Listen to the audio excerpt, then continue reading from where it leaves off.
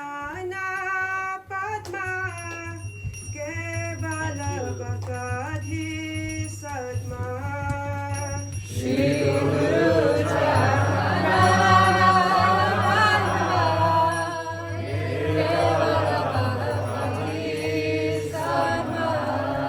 Shri Guru Charana Padma Kevala Bhakti Shri Guru Charana Padma Kevala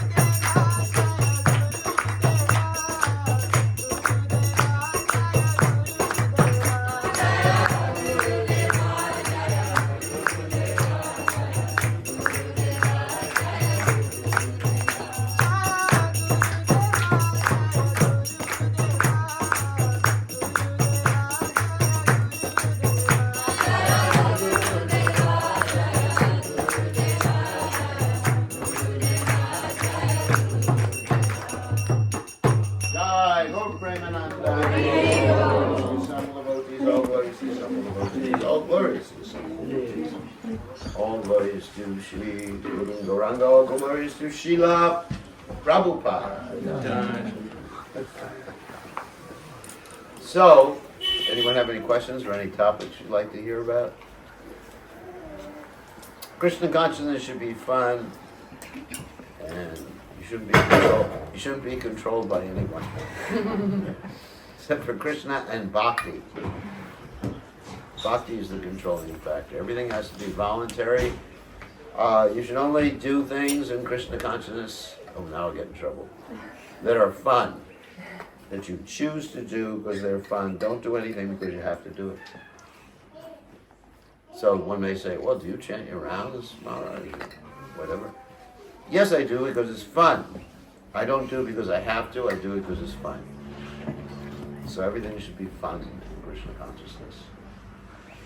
Don't let anyone tell you anything different. Prabhupada's instructions to temple leaders was that everybody should be jolly, which means a lot of fun. And everyone should have a lot of prasadam. 2 instructions. Everything else is secondary.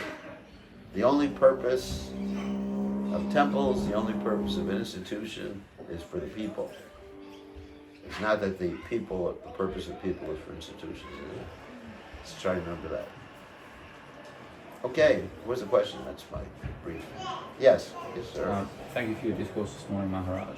Yeah. When it comes to the interpretation of subject matters such as the origin of the jiva,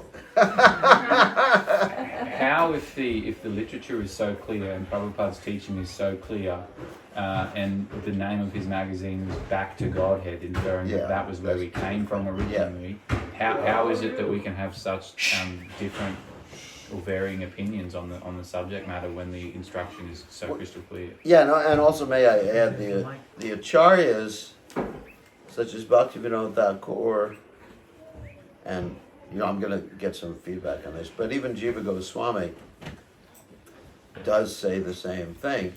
Well, because the nature of Sanskrit is such that people can, let's say, interpret things a different way. There's a whole science of Shastra, or scriptural interpretation, which is called hermeneutics. And certain things in it, okay, let me just go further into this. Certain things in the Shastras are metaphorical. For example, in the 4th canto of Bhagavatam, you may not be familiar, there's the story of Paranjana, which basically means any man or any person. And it's definitely metaphorical. And Bhaktivinoda Thakur in his Krishna Samhita talks about different things being metaphorical in the Vedic literatures. Why? Because the Vedic literatures, or at least the Bhagavatam, has a purpose to it. This is called in philosophy teleology. So teleology means the purpose. So sometimes in achieving a purpose, you have to tell some things that are metaphorical to people. But it's clearly metaphorical. It's not, there's no question about it, because the Vedic rules of interpretation are such that if something makes sense by the direct meaning, you accept the direct meaning. If something doesn't make sense, then you have to go for an indirect meaning. For example, the example given in Vedic interpretation, what's called hermeneutics, is that if you say, go to so-and-so's house that's on the river, you understand the house isn't on the river. The house is on the shore of the river. So that, in that case, the direct understanding doesn't really make sense. But in the case where the direct understanding makes sense, and not only logically, but theologically. I mean, for example, in the case of the Jiva soul, the Jiva soul coming from the spiritual world, if the Jiva soul didn't come from the spiritual world, if we were sent immediately into the material world, that would mean that God is extremely cruel. Because, we didn't get a chance to make any sort of decisions, they were just plopped here in this wonderful place where so many things happen that are not so desirable. So in other words, then you think God is cruel. Or you think, well, the soul is not eternal. So many things that go against the Vedic injunction. So it's important when understanding what any Acharya says, that you're able to balance it with different verses, especially to balance with the Bhagavatam. Now the question is, why do people come with a different opinion? My personal opinion about that is some people want to establish their philosophical superiority, and sometimes that's done for political motives. Like if I'm running a group that's, want to convince you that what you learned in ISKCON is actually not really up to the highest standard, then I will say, well, you ISKCON guys don't understand this. Actually, there are these people called Babajis and Radhakunds, and many of them say, well, you ISKCON devotees, you can go up to, little standard. You can come to the standard of Nishta or something like that. Nishta means just steadiness. But if you really want to understand your spiritual identity, you need a rasa guru. So that's a political thing. People want followers or whatever. Gurumaharaj, sorry, can we put this there for you? Well, let me use my microphone. That's even better than yours. Yeah, I know. My microphone. Instead of saying that you use yours, I thought I... No, you should just tell me to use mine. I prefer mine. Mine I can control, yours I can't. Oh, you want to put that? Okay. Thank you. Okay. Turn it on again.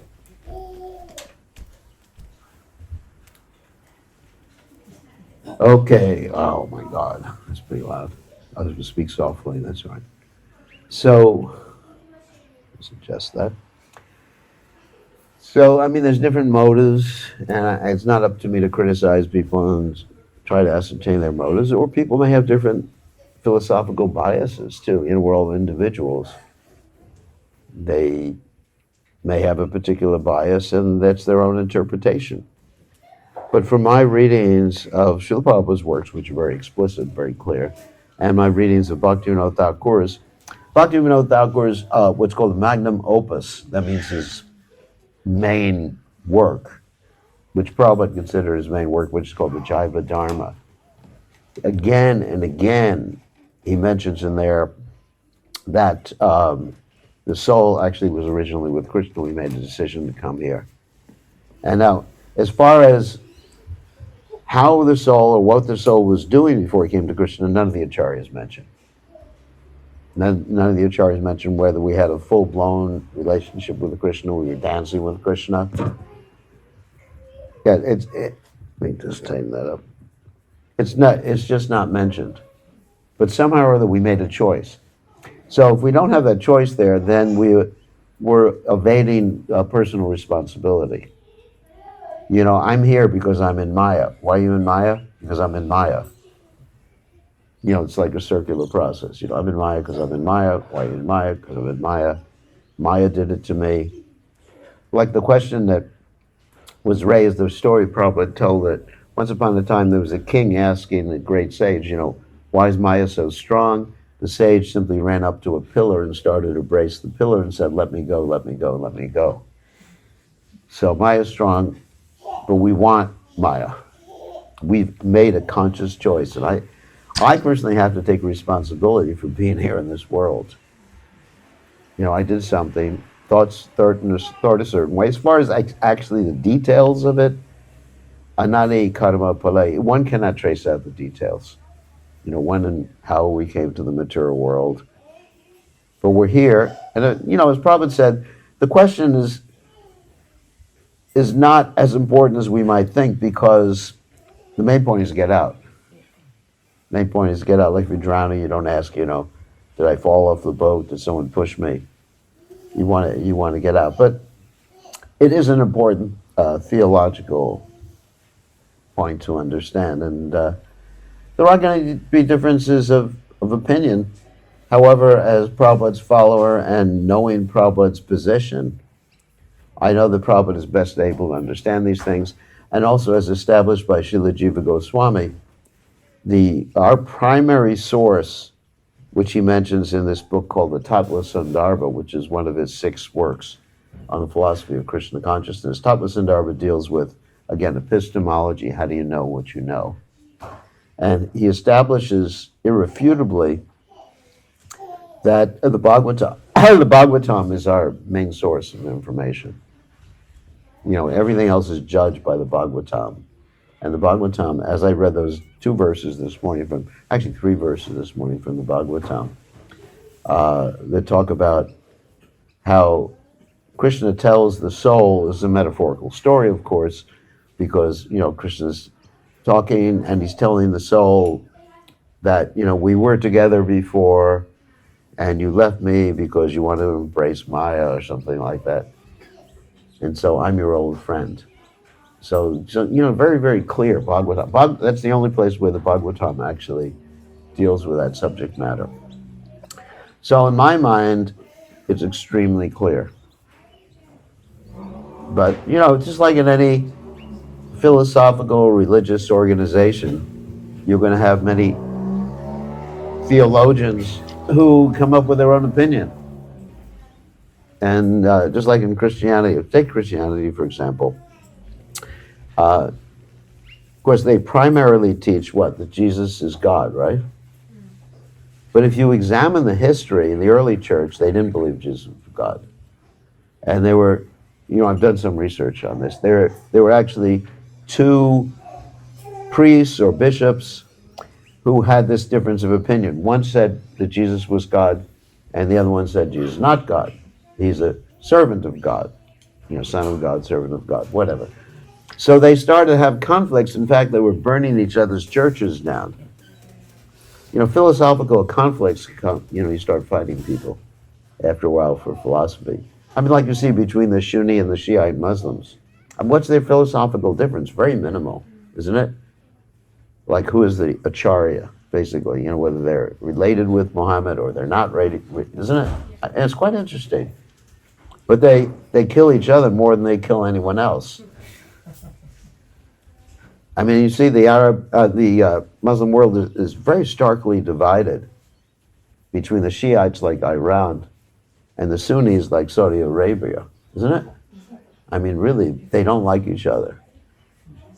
And of course, America's taking advantage of that too. But anyway, that's another subject matter. So people take their philosophical differences very seriously. And so in the Christianity, getting back to the point of Christianity, the people who thought that Jesus Christ was, the 2 priests were named Arius and Athanasius. You remember that? Did you ever study that? It's called the Arian controversy, not Arian like we have. And there's been many books written about this. And so the one who won was the one who killed the most people or burnt the most churches or something like that. And so then he established that Jesus was God, although Jesus never said he was God. So that's life in the material world. So, philosophy is like that. I mean, you can, what is that verse in the Mahabharata? Tarko Pratishta, Shuti na Vibhina, which means by logic and reasoning, you're not going to accept or understand the absolute truth, nor by studying the Vedas. Because the Vedas, Shuti na Vibhina, the Vedas are just so many branches in the Vedas. And most of them deal with the material world rather than, Trigunya Vishya Veda, Nish Trigunya Bhavarjana.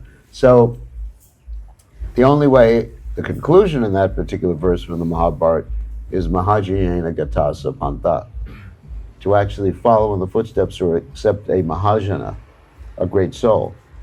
And for me, that Mahajana is, and for us hopefully, is Prabhupada. So Prabhupada presented, and Bhaktivinoda Thakur and our acharyas in disciplic succession. And Prabhupada has made it very clear.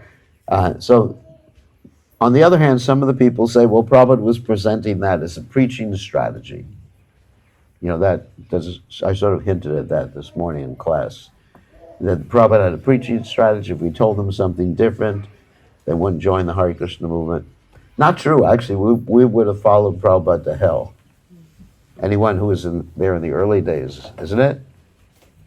Prabhupada would say, Prabhupada would say, you go to hell and help serve Krishna in hell. Okay, where's the airplane? Where's Yamaraj? I'm ready to go. I mean, because it's really, you have to really understand the early days of the movement. Isn't it true? The early days is just like Prabhupada. Because everything we knew came from Prabhupada. We had no exposure to Krishna consciousness, no exposure to reality, even reality. Our generation, isn't it true? And it was just like, huh? And here's someone, what impressed us, most of us, about Prabhupada was that Prabhupada's compassion and love. We could see he was transcendental. When you were in the same place as Prabhupada, you felt you were already in the spiritual world. It was just like, I don't have a material body anymore. I don't have to think about not being the body, because I'm already self-realized. I thought I was self-realized the first time I met Prabhupada.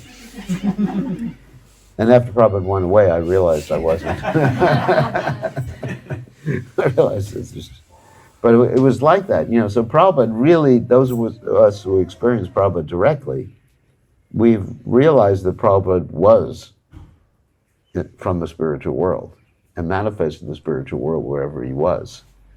And so, here's the messenger, Krishna's messenger, telling us things. So anyway, Prabhupada, it's our faith in Prabhupada. Prabhupada, we see the philosophy through the lens of Srila Prabhupada's teachings, which are actually given to us for the Western world, basically. Nirvishesha Shunyavadi Paschatya Deshatarni. And now, of course, everybody's in the Western world, even in India. So it doesn't matter. But Prabhupada knew perfectly how to present everything according to our psychology. But Prabhupada, getting to the point, Prabhupada never changed any of the principles or the essential aspects of Krishna consciousness. Prabhupada adjusted the details. Details means how many rounds a day. The standard in deity worship was very simple when Prabhupada was there. I wish it was still simple. Now, to a large extent, it's been made very complex, so that practically you need a PhD in deity worship to go on the altar. But when I was young, I became a head pujari after 2 weeks in the Hare Krishna movement. Of course, we had a picture of Panchadava. It wasn't Radha Krishna at that time. But everything was just so really simple and freewheeling, and anyway, it was nice. Now I'm sure it's nice too, but nice for me, because as I was telling Shami that I'm grandfathered in. I can get away with anything, but anyway. So, everybody, the rest of you have to toe the line. But I don't. No, I mean, I do follow 4 regular principles. I do chant 16 rounds. I had to be clear about that. But, if I say I can get away with anything, they think, wow. Because I like to. I'm enjoying. I like to be connected with Prabhupada. I'm enjoying the Bhakti Ras. I'm enjoying being connected to Krishna and Prabhupada. It's really, and if we continue following Krishna consciousness, you'll come to the point of enjoying like that. Kevalananda Kanda. So, the great sage. At least you look very intelligent. He's a lawyer. Yeah, that's so a lawyer must be intelligent. He's Smita Mitra's husband. Oh, that's nice. How'd you go? So, anyway, so Prabhupada, our connection with Prabhupada is our life and soul. And so, and also the other acharyas say the same thing. So, yeah. That's why, one reason why I was so strong about the presentation, because it involves my relationship with Prabhupada, and Prabhupada would never change anything to please people. I mean, the devotee said in the beginning, why don't you just call yourself the International Society for God Consciousness or Spiritual Consciousness? And Prabhupada said, no, Krishna Consciousness. And Prabhupada gave the example. It was an interesting story Prabhupada told, or example Prabhupada told, why he doesn't change anything essential. Prabhupada said he was in India in Vrindavan, and they were walking out in the field with all these devotees. And as they were walking out in the field, other people, it was the morning, people were doing what they do in the field in India. I'm not going to tell you what they were doing, right in front of everybody else. So the Prabhupada said, they don't care what people think. The same way we shouldn't care. You know, in other words, Prabhupada never kowtowed to public opinion. And he was just, he was right to the point many times. One time, this is a famous story, I was with Prabhupada, and Prabhupada was, yes, I think it was in Gainesville, Florida, when I was with Prabhupada. You know, there was a lady there with a mini skirt on. And it's a famous story. And she said, why do you have a bald head? And Prabhupada said, it's better to have warm legs and a cool head.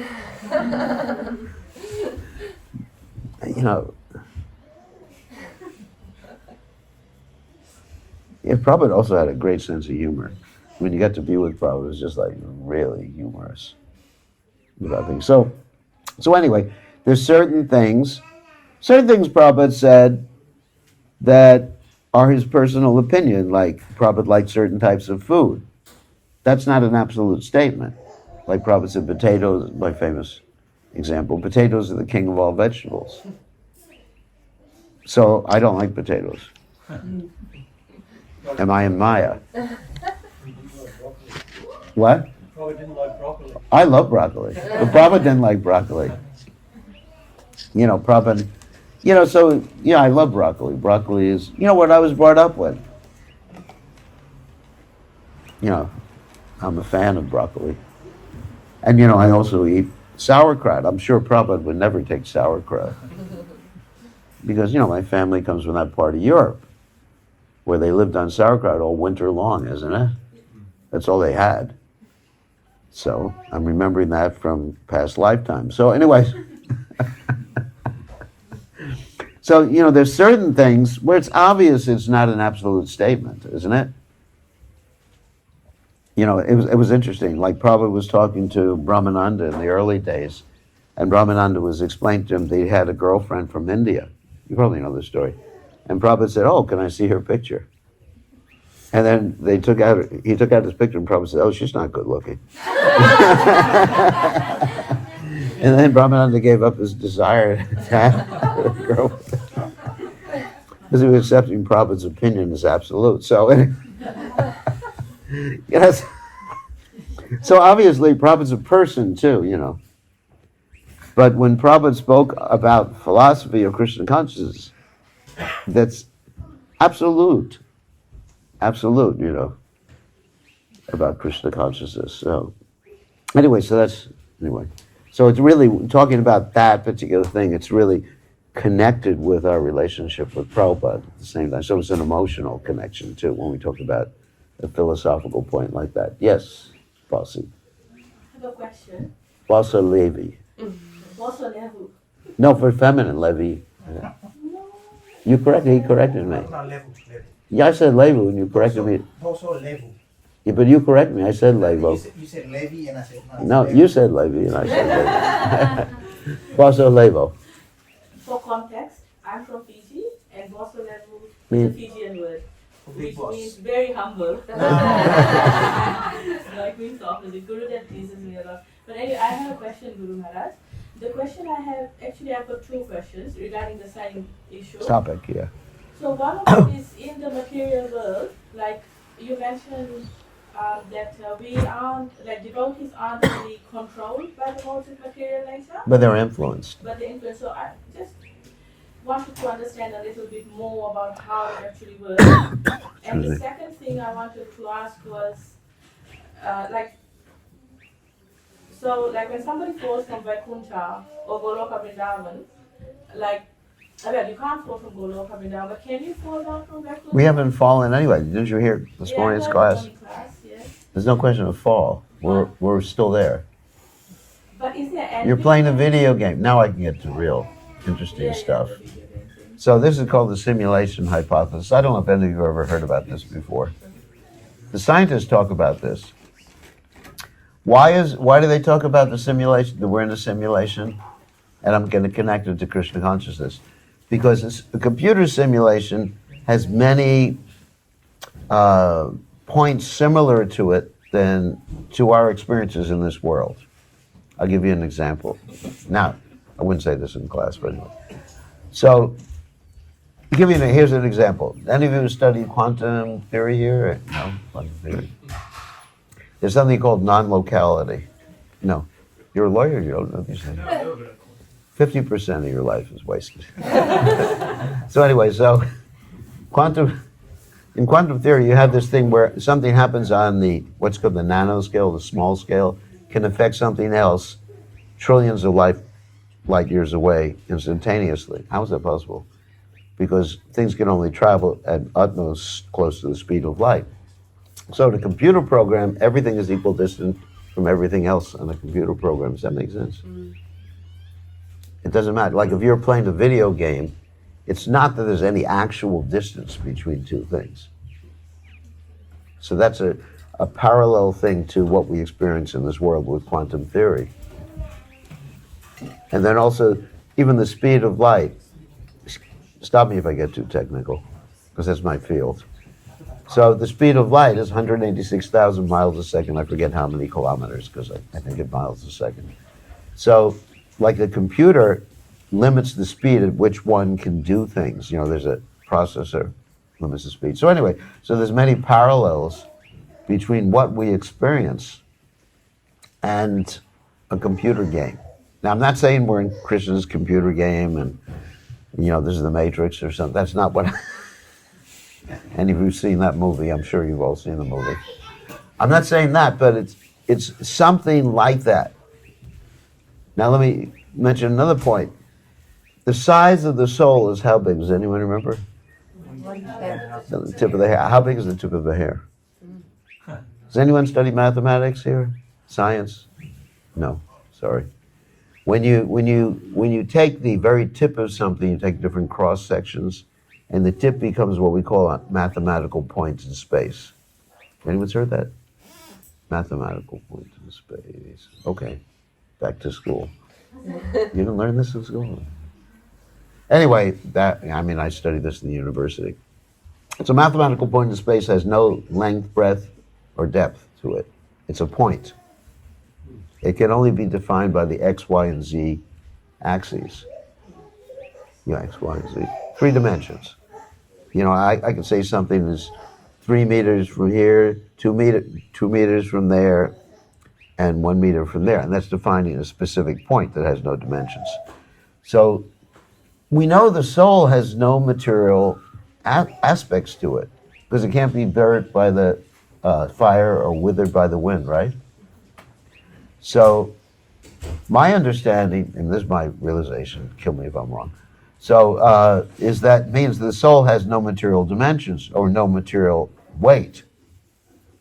You know, so it's not, because it's non-material. Like if you say, you know, what is Krishna's material weight? Krishna doesn't have material weight. He's non-material. We're the same nature of Krishna as Krishna, right? We're part and parcel. Mami Vangsa Jiva Loke Jiva Bhuta Sanatana. But because we're the same nature as Krishna, it's not described that Krishna is 1/10,000. Krishna is non-material. Of course, he's bigger than the biggest, smaller than the smallest. So we're non-material entities. And as non-material entities, and Prabhupada describes this, we don't come in touch with matter. So it's through illusion. That's why Prabhupada said, this is just like using what's called philosophical speculation, not mental speculation. But Prabhupada said, we have never fallen from the spiritual world. That means we're not in touch with matter, but we're thinking we're in touch. Just like Prabhupada gave the example, you remember this morning's class, that if you see the moon moving, the clouds, does anyone remember that example in class? It appears like the moon is moving. Or if you look at the moon, here's a clear example that I often give. Look at the moon being reflected on a body of water. It appears that the moon is quivering. Is the moon quivering? No, the moon isn't quivering, but it's our perception. So we're perceiving that, this is based on what Prabhupada said that I read this morning. We're perceiving that we're here in this world. But it's, like Prabhupada said, we have not fallen. So it's a question of, what is it a question of? Chanting. So if we haven't fallen much, who's here? Where their bodies are here. Another point, it's in the Bhagavad Gita, and I forget this verse, which verse it is right now. The self-realized soul sees when he's sitting up and standing down, then he realizes he's not doing that. He's not doing anything. The bodies are here. The material world's real. I'm not saying it's unreal. And I'm not saying it's a video game. There's parallels with the video game. The material world is real, and we're controlling these bodies. We because of Maya, which is Krishna's material energy, we identify, this is all basic Bhagavad Gita philosophy, we're identifying with the bodies. Because of that identification and attachment, we feel pain and pleasure from the bodies. And that's basic Krishna consciousness, Also the Buddhists believe that too, Material world is suffering, that's the Buddhist Four Noble Truths. Material world is suffering, suffering is caused by attachment, give up the attachment, and the suffering goes away. And the method is the Eightfold Path that the Buddhists give. That's Buddhism.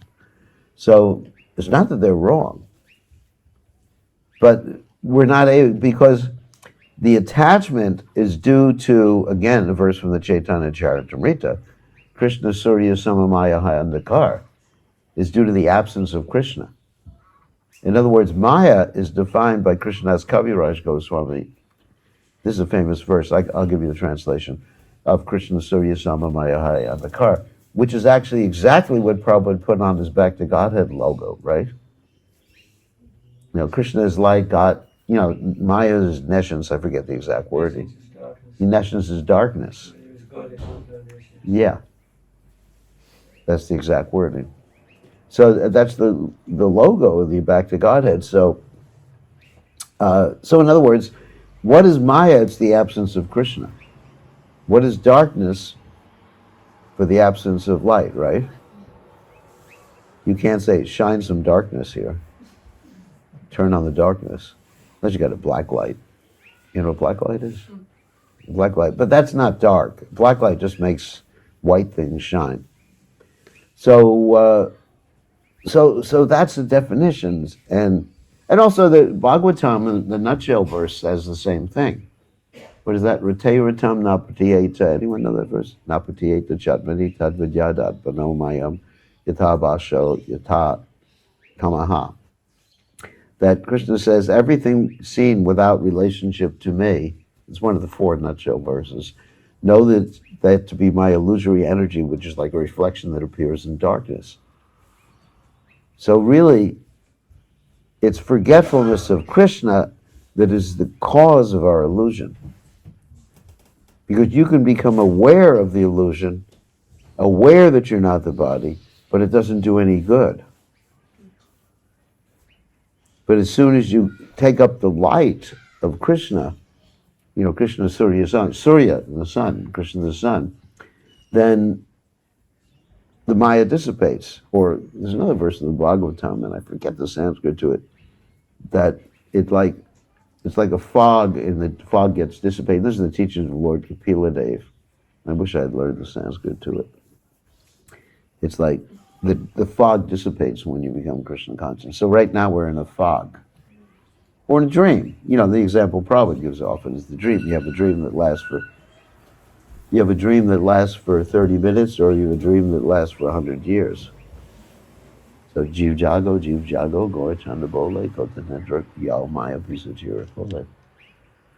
So it's once you connect with Krishna, then you realize, and that's why another statement from the Bhagavatam, Narayana Parak Sarve Nakutas Jiviviti Swargamavarga Narakeshu Apitul Yarta Darshana. A devotee of pure devotee sees everywhere is the same, heaven, hell, or back to Godhead. Or like Prabhupada said, he's always in Vrindavan. we would perceive Prabhupada as being in the material world, but Prabhupada's always in Vrindavan, isn't it? I mean, yes, there's a manifestation in the material world, but Prabhupada is always, wherever he went was Vrindavan. He would actually bring that atmosphere. And the devotee in the Bhagavatam is called a tirtha. Tirtha, the word tirtha means a crossing place, right? Tirtha means like a bridge. Tirthara. Like you have avatara means to cross down, and tirtha means just a cross. And so the devotee is called a tirtha. Of course, tirthas are tirthas too, like Vrindavan Dham and Mayapur Dham. So Prabhupada is a tirtha. And that's why when we were with him, it's like there was like this portal. Portal? Anyone's heard the word portal before? It's a science fiction word. Where you see the rocket ship go into a portal and you end up at the other end of the universe. So Prabhupada, where he was present, there was this portal to the spiritual world. And of course, we didn't want to jump through it, so we stayed here. So anyway, that's my understanding. Yeah. If I could just ask one more question on that. Yeah. What you mentioned this morning, the Prabhupada said we never actually fell. Yeah, I was reading that, yeah. He said it several times. And you said, that, okay, our bodies are, well, we understand the bodies are dead matter. Yeah. So there's an animating principle. Yeah, the soul is animating it. So there's a soul present in each body, that's what I thought. Well, there's a soul present, it's manifest. Yeah, it's just like the super soul is present in each body. And Prabhupada gave the example of how the super soul is present in each body, like a reflection on different bodies of water. I mean, it's not exactly the same, it's just a metaphor. And the super soul is definitely with us in the same way. Well, the soul drives the body through, as I mentioned in class this morning, through the ego, through the mind, intelligence, false ego, through the false ego. So that's how we're driving the body. Now it's interesting, it's described by Lord Kapila that when one becomes Krishna conscious, that the false ego gets dissolved, the ego gets dissolved, and the real ego becomes manifest. That's also teachings of Lord Kapila, which actually you're all reading in the Bhagavatam right now. That it dissolves. Of course, the Buddhists would say you dissolve the ego and then you got nothing. You got nirvana or something. But yeah, so Prabhupada actually said devotional service dissolves the subtle body, which is an interesting expression. So in other words, you no longer have this material subtle body. I mean, how you keep driving the body, I don't know. That's beyond my realization at this particular point, beyond my pay grade, as they say. That I don't know, but somehow or other, the mechanism, the how questions, I don't really know the answer to the why questions, like how does Krishna do something? I mean, we have a basic explanation of how Krishna creates the material world. He glances at it, but as far as all the technological factors, I mean, I don't think any of us could know. But we know that Krishna does it out of his compassion. The why factor we can understand. So it's an interesting discussion. But Prabhupada said several times in that purport, or that class, the Prabhupada said, we are not fallen. It's not just once, he said it over and over and over again. And it's hard for me to digest it. We're not fallen. Then what am I doing here? What are all you doing here? Are you all figments of my imagination? Or you got to do a whole reality check when you think about how we're not fallen, but somehow or other, and then so the only way I can understand it, and I said this, it's an imperfect way of understanding, is through the computer simulation idea, where you go into a computer, like I gave the example in class how I went into this. That computer simulation is called Second Life. It's a whole thing there, and so because I'm into technology, I get into everything that I shouldn't be getting into. So anyway, that's the only practical metaphor I can use to try to grasp what's happening. That we think, I think I'm this body, which is Vedic anyway, but actually I'm not. I'm driving the body. And that the example the Prabhupada gives, like a car, passenger in the car, so many metaphors the Prabhupada gave. Passenger in the car, and then in the Bhagavad Gita you have the chariot metaphor, 5 senses, and the driver of the car is the intelligence, and then we're the passenger in the chariot. And so you got all these different metaphors that help us understand these things. But somehow or other, we have to understand that we're connected to Krishna, and then the rest of the stuff comes clear. If we're connected to Prabhupada and Krishna, my experience is we're connected to Prabhupada and Krishna, then that's all we need. Isn't it? I mean, it's just, Christian consciousness is so nice. I mean, I just like, every day I'm thanking Prabhupada, wow. What did I do to deserve this? Some devotees actually, they say, well, I was a great yogi, about themselves, not about me. I was a great yogi in my last life. I remember talking to one of my god sisters. She said, I was a very advanced yogi, and that's why I'm in Krishna consciousness. I said, yeah, tell me all about it. You know who I'm talking about? Yeah, you probably know who I'm talking about. No, don't mention names. Yeah, so anyway, I just understand, by Prabhupada's mercy. Therefore, it's easier for me to look at other people who may be just coming to Krishna consciousness and just think, for the grace of Prabhupada, there go I. The saying is but for the grace of God, there go I. And then it makes it easier to deal with all sorts of people thinking that everybody's a devotee. And like Prabhupada woke us up, and I'm not special, so anybody could be woken up. Even Raman. Not by me, but anyway, be woken up. So it evokes more compassion for others when we understand how much dependent we were on Prabhupada. So this dependence, like, nothing that I can understand the Shastras better than Prabhupada, or anything like that. Anyway, does that make sense? Trying to understand. I don't say that I understand how I'm in the spiritual world right now. I'm not saying that. All I can understand is the metaphors to help me understand. And my metaphor is because I'm raised as a scientist, and my education, I use scientific metaphors, but someone else can use other metaphors to try to understand. Metaphors don't prove a point. Metaphors are used as a teaching tool to help us understand that something can be proven through other means, like the descending process.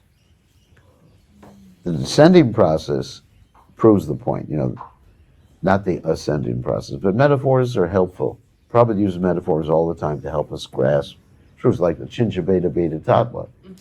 The sunshine, the sun god, and the sun planet. Not exactly the same, but it helps us grasp a concept of one and different simultaneously. So the best metaphors have the most points in common with what they're attempting to describe. But they're very useful. You use them in court sometimes as a lawyer. All the time. And against me. What's that? And against me. Against you. You should never be connected with a lawyer. The doctor's much better, It was her independent free choice. Yeah, but you can take her to court now. No, we like lawyers. Sometimes. So, when they're on our side. Actually, my very, very good friend, Guru Garanga, is the lawyer. You know Guru Garanga? He's a Prabhupada disciple in New York. He's retired now, and we have in ISKCON, we have a lawyer that takes care of everything for the whole society. His name is Nrsimhananda. You know him? Probably connected with him or something. Yeah. Very great Vaishnava and great lawyer, too. So we're okay. You can stay. I heard a story in the class the other day that lawyers, that when we look at others' faults, we act like a judge. Yeah. And when we consider our own faults, we become lawyers. Really? I have to think about that for a few minutes. Good metaphor. But if you look at it psychologically, then it's like, what's the word, Radhastami? When you look at others, then you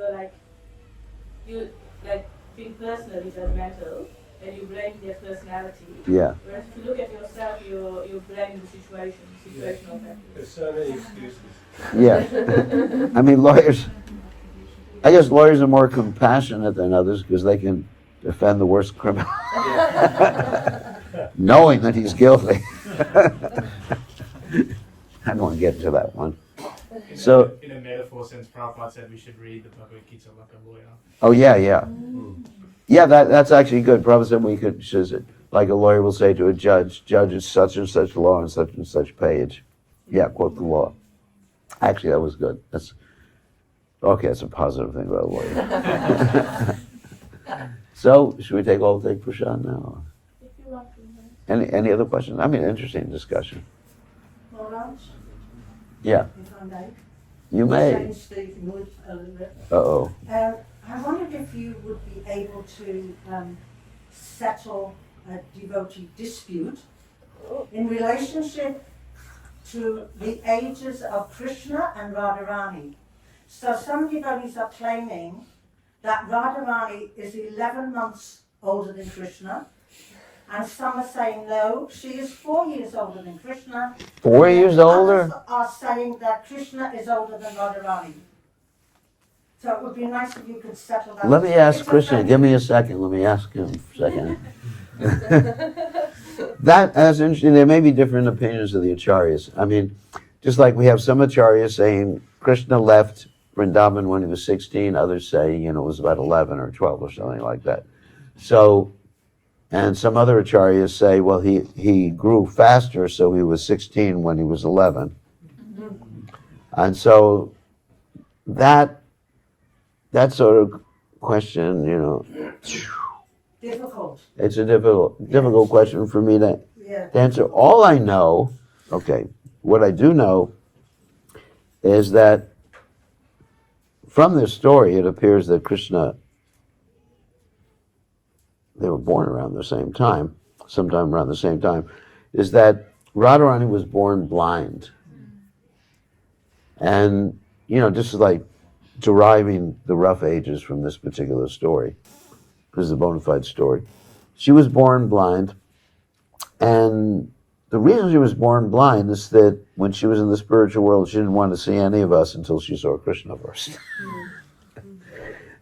And so what happened is that she was just a little baby, right after her birth, basically, when they were doing the namakarna, the name-giving ceremony.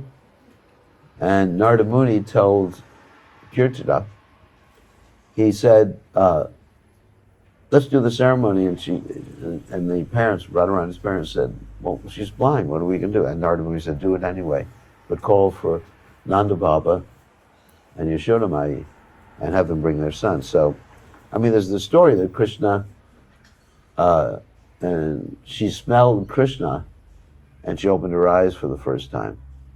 So it appears from that particular story that they were roughly the same age. Does that make sense? Because she was just getting her namakarna, her name at that particular point. And Narada Muni was there at the same time. So it appears, and then there's other stories. Oops. Now we're getting really advanced in Krishna consciousness. So there are other stories that sometimes she appeared, when she was taking care of Krishna, she appeared as much older. Isn't it? She was taking care of Krishna. But then as soon as she carried little baby Krishna somewhere, he turned into 16. and then she returned him. And anyway.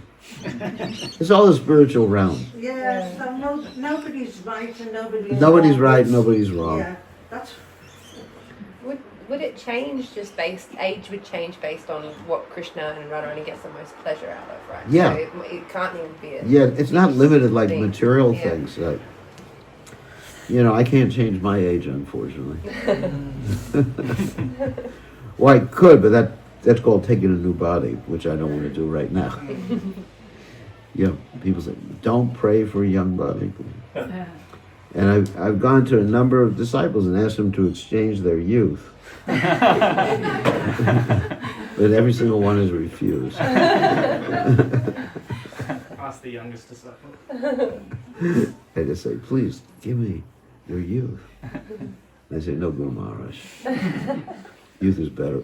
Old age is better for you. Anyway, so, no, they don't say that. There's a story in the Bhagavatam like that. Yeah. King Ayati, With the sons. he went to his sons and they all refused except for Puru. And then King Yati enjoyed for something like 10,000, 100,000 more years. Then he realized he was like a goat. He gave that comparison in the Bhagavatam. And then he and his wife went back to Godhead. So it can take that long sometimes. So, all these things are inconceivable as far as I understand. The pastimes are rather good. Yes? Just to add one more option, because I was discussing this with my grandmother, recently. As Prabhupada is saying, Radhastami. I think everyone can hear this. Radhastami. 15 days after Krishna's birth, Radharani appeared. Yeah, so that answers the question. 15 days after 15 Krishna's days. birth, Radharani Radharani appeared. That's took birth. Yeah, somebody different. that's what I accept. Did you say 15 years? I didn't know. 15 days. 15 days. So Yeah. Krishna's older than Radharani. That's the authoritative If statement. we want to follow Prabhupada. Yeah, and so, other universes, they can arrange things differently. But in our universe, that Prabhupada said that. So that's it. 15 days. Krishna's 15 days older than Radharani. That's how they were able to bring Krishna to the Namakarna about Radharani. Otherwise, they wouldn't take just like a baby fresh out of the womb. Sorry for that expression. They wouldn't take a newborn baby, right one day after he was born to see someone else. It has to be some time frame. I don't know what the time frame was in those days, but there has to be some time frame before you take someone out of the house, isn't it? Yeah, every culture has a different time frame. Chinese, they do a long, long time after the baby gives birth. So, answer given, answer accepted. Thank you. All glories to the mobile phone. Prabhupada. Nando is Mukunda Maharaj's personal servant. Oh, that's nice. You get the mercy. Yeah. He and I are good friends. Unfortunately, he's not feeling well right now, so I pleaded, but he kept insisting no. yeah. If you meet him. Yeah, he needs to take care of his health. Health should be first priority. This is the body, even though we're not the body, that we use to serve Krishna with. So you have to understand your limitations, and because it belongs to Krishna. Manasa deha geha yokishmor abilum tuyapade.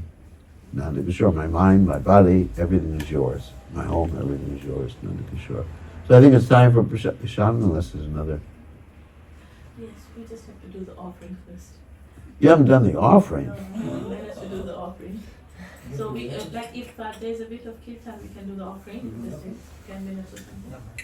Okay, why don't you let Radhe lead the kirtan. She's shorted now. If you all don't know, she was born in Braj. Radhe, Radhe. Radhe Radhe. So was Nando Gurdon. What's that? So was Yeah, I know. Nandu was born in Braj. No, not Nando. Nando. This one. No, that Nandu. Okay. This one's Oh, born in Braj. I was born in New York. It didn't work. It didn't get me inside the temple of Jagannath Puri though. We went. One time we went to Shakshi Gopal temple, and was been there. And all my friends were from India. One of them said, "I'm a Brahmin from Gujarat." Another one said, "I'm a Brahmin from Andhra," and I said, "I'm a Brahmin from New York," and it wouldn't let me in. Okay, so we'll have a little kirtan while you're making the offering. Kishori. So, yeah, Radharani is right from Raj. She's great Vaishnavi.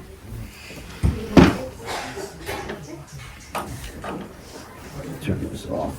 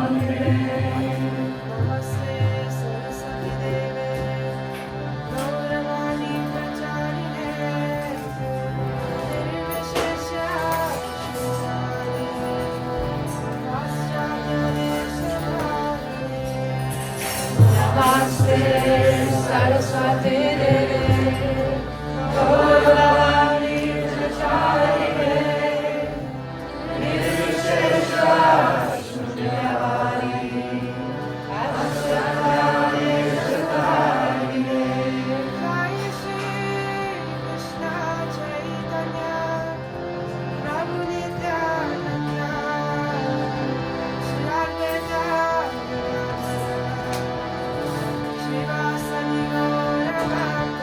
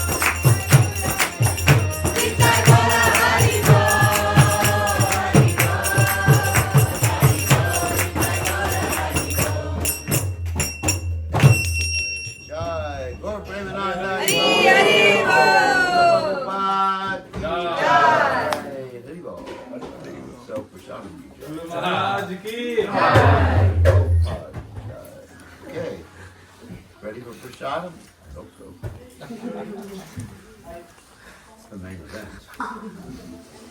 You're broadcasting this or? No, not live. Oh, not live. Can I get a copy of it? Yeah, sure, man, sure.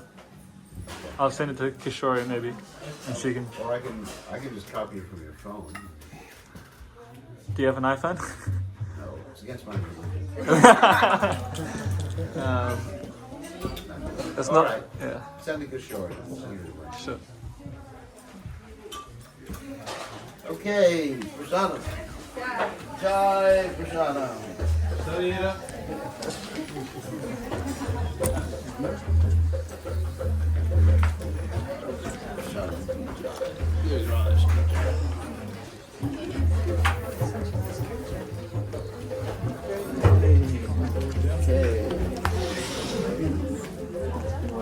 Okay.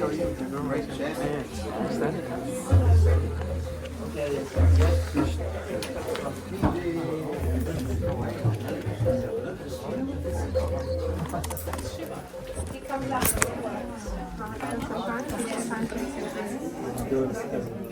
I think this is Shiva from Radhastami, the